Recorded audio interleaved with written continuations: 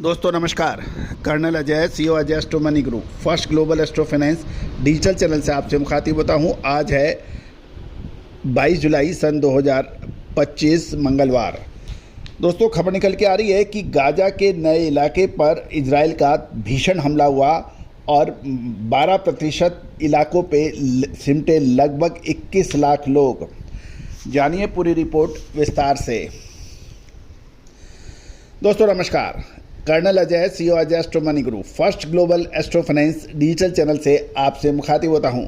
दोस्तों Ajay astro money group पहला astro finance आधारित ग्लोबल चैनल है जो आपको 42 कमोडिटीज़ 5 मार्केट पर लगातार अपडेट और विश्लेषण आप तक प्रस्तुत करते हैं। दोस्तों एक खुशखबरी कि लगभग 3 लाख सब्सक्राइबर पूरे होने की खुशी में आप सभी को बहुत बहुत बधाई। पूरी टीम की तरफ से आपका शुक्रिया, धन्यवाद कि आपने हमारे चैनल पे लगातार विजिट किया, लगातार हमारे सब्सक्राइबर बढ़े और 3 लाख का जादुई आंकड़ा हमने पार किया। दोस्तों ये आपके सहयोग आशीर्वाद के बगैर संभव नहीं था। दोस्तों कहा जाता है कि जब कोई तेज़ गति से सब्सक्राइबर तब बनते हैं जब आपको उनको ऊपर संपूर्ण जानकारियां आप देते हैं। इस बात की आपने ये पुष्टि की है कि आपने कितना प्यार हमें दिया है। दोस्तों खबर निकल के आ रही है कि गाजा के नए इलाके पर इजराइल का भीषण हमला हुआ और इस इलाके के मात्र 12% इलाकों में 21 लाख लोग सिमट गए हैं। ये और संयुक्त राष्ट्र संघ और पोप 14 ने इसकी ज़बरदस्त निंदा की है। जानिए रिपोर्ट विस्तार से। दोस्तों खबर निकल के आ रही है कि गाजा पट्टी में इजराइल ने पहली बार अल-बहा पर भीषण हवाई और ज़मीनी हमले शुरू कर दिए हैं।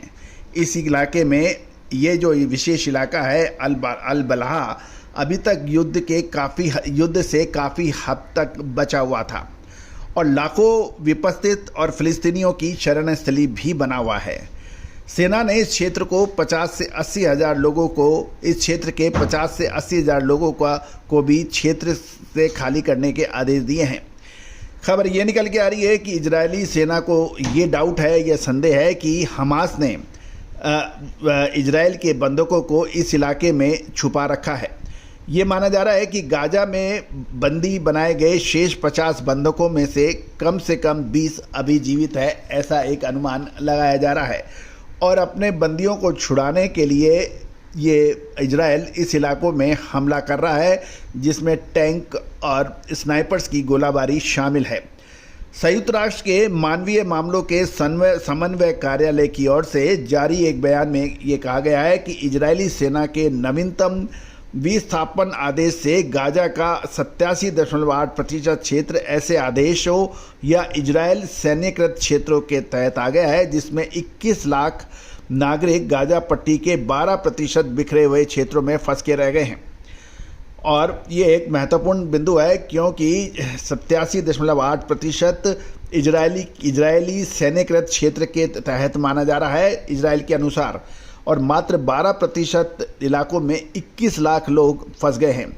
ये ऐसे क्षेत्र है जहां आवश्यक सेवाएं ध्वस्त हो चुकी हैं।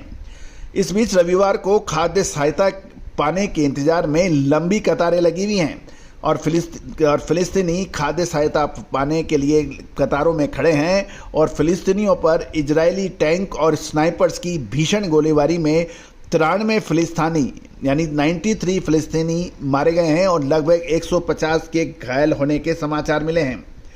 गौरतलब है कि इस हमले में बीते 21 माह में खाद्य सहायता की मांग कर रहे हताश फिलिस्तीनियों पर इजरायली सेना के हाथों में ये सबसे अधिक मौत बताई जा रही है।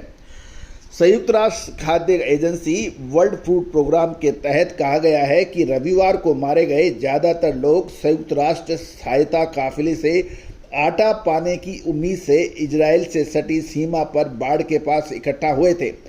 पोप लियो 14 ने इजराइल की सैन्य कार्रवाई पर हमले की कड़ी निंदा करते हुए युद्ध की बर्बरता को समाप्त करने की अपील की है। संयुक्त राष्ट्र ने भी नागरिकों पर हमले को अस्वीकार्य बताया है। दोस्तों अब महत्वपूर्ण यह है कि इस बड़े लगभग एक लंबे समय से इजराइल और फ़िलिस्तीनियों के बीच में जो विवाद है और इस विवाद का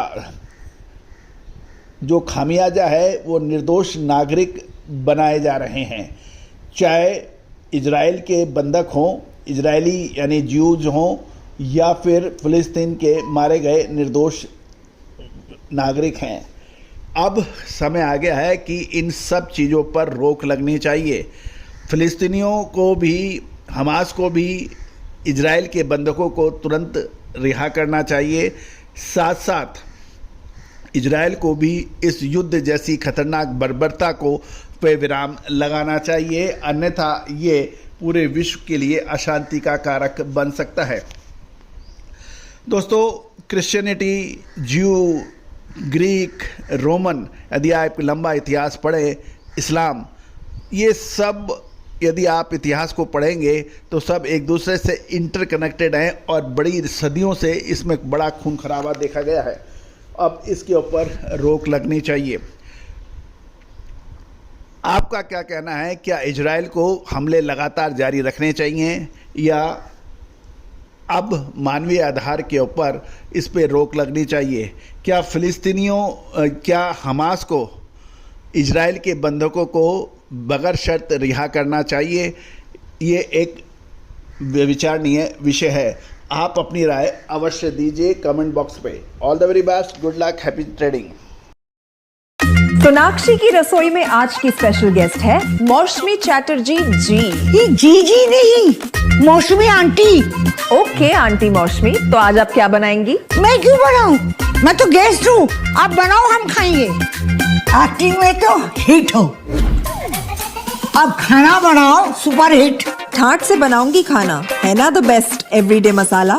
आओ बनाते हैं मसालेदार छोले। छोले हर रोज के करी में एवरीडे मसाले, शाही बिरयानी में स्वाद का जायका। पटल पोस्तो और सर्षे इलिश भापा।